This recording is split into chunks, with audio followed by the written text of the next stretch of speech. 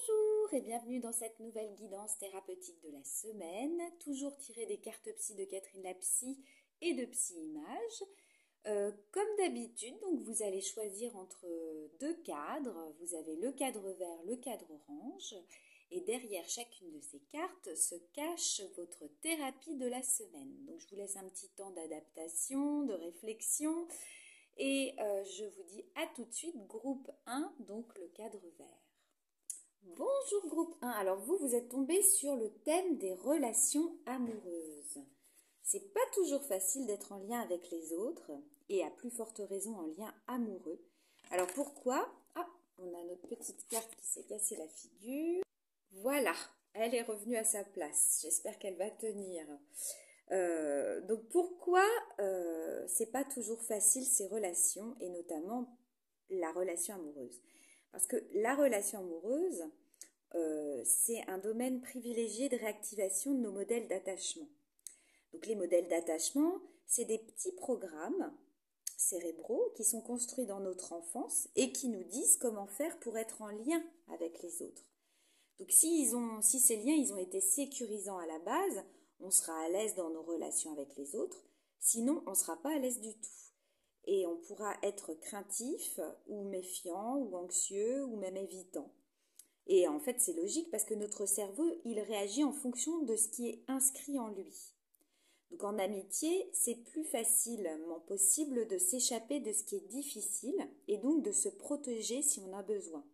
Mais quand on est dans une relation amoureuse, l'intimité, elle n'est pas souvent loin et cette proximité plus intense, elle rend plus difficile la défense ou la protection face à l'autre. Donc c'est pour cette raison que les relations amoureuses, elles sont régulièrement plus intenses que nos autres relations.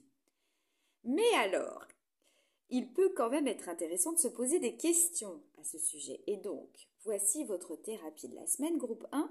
Les questions vous concernant. Quelle place est-ce que je prends dans mon couple? Qu'est-ce que j'attends de l'autre? Est-ce que j'ai la sensation d'avoir besoin de me protéger dans mes relations amoureuses? Est-ce que j'ai des peurs particulières? Et si c'est le cas, quelles sont ces peurs? Est-ce que j'ose exprimer mes peurs? De quoi est-ce que j'aurais besoin pour les apaiser? Alors attention, un besoin, ce n'est pas la même chose qu'une envie ou une demande. Qu'est-ce que j'attends de mes relations amoureuses? Et qu'est-ce qui est facile pour moi dans ce type de relation? Dernière question, qu'est-ce qui est difficile? Voilà groupe 1. C'est une thématique qui touche tout le monde. On a tous ce lien amoureux, on a tous ce lien, en tout cas même si on n'est pas en couple, on ressent des choses. Et donc c'est peut-être intéressant de voir comment on fonctionne. Je vous souhaite une bonne réflexion et je vous dis à la semaine prochaine. Bonjour groupe 2. Alors vous êtes tombé sur l'appartenance. Cette sensation d'avoir un impact sur les autres, c'est un besoin psychologique humain. On parle régulièrement des besoins de contact avec les autres, des besoins d'échange ou de communication, mais on oublie que l'impact sur l'autre, il est primordial. Alors il ne s'agit pas d'influencer, encore moins de manipuler. Il s'agit de juste que l'autre, en fait, nous considère. Parce que sans sa considération et sa reconnaissance, il n'y a pas d'appartenance à des groupes, il n'y a pas de relation, il n'y a pas de lien. Et si ce que nous disons et faisons n'est pas reçu à la longue, on n'existe que physiquement, mais on a la sensation en fait d'être complètement transparent. Or, c'est psychologiquement invivable, et c'est pour cette raison qu'on dit souvent qu'il vaut mieux une critique, une réaction négative que l'indifférence.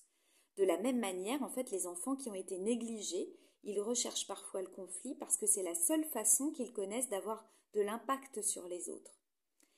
Donc, tentez l'expérience avec une personne désagréable de votre entourage, par exemple.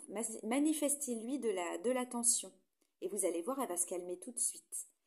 Parce que sentir que l'on a un impact sur la vie, la pensée, les émotions des autres, ça sécurise.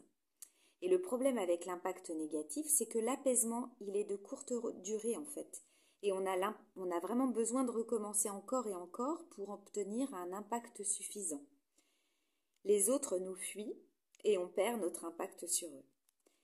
Alors parfois la notion d'appartenance, elle se réfère à la possessivité. Et on peut avoir envie ou besoin de posséder des gens, des liens ou être la possession de quelqu'un aussi. Et ça peut révéler des besoins, des désirs ou des manques. Donc groupe 2, est-ce que vous avez une idée de l'impact que vous avez sur vos parents, de l'impact que vous avez sur vos collègues et de l'impact que vous avez sur vos amis? Est-ce que vous savez comment vous recherchez l'impact sur eux? Est-ce que vous parvenez à identifier comment vous vous y prenez pour sentir cet impact? De quoi est-ce que vous avez la sensation de faire partie? Est-ce que c'est d'un monde, d'une communauté, d'un genre, d'une famille ou d'autre chose? Est-ce que vous avez déjà eu la sensation d'appartenir à quelqu'un? Voilà groupe 2. Alors écoutez, ça c'est vraiment une thématique intéressante. J'engage tout le monde à se poser ces questions. C'est vraiment intéressant de voir comment on peut fonctionner par rapport à ça.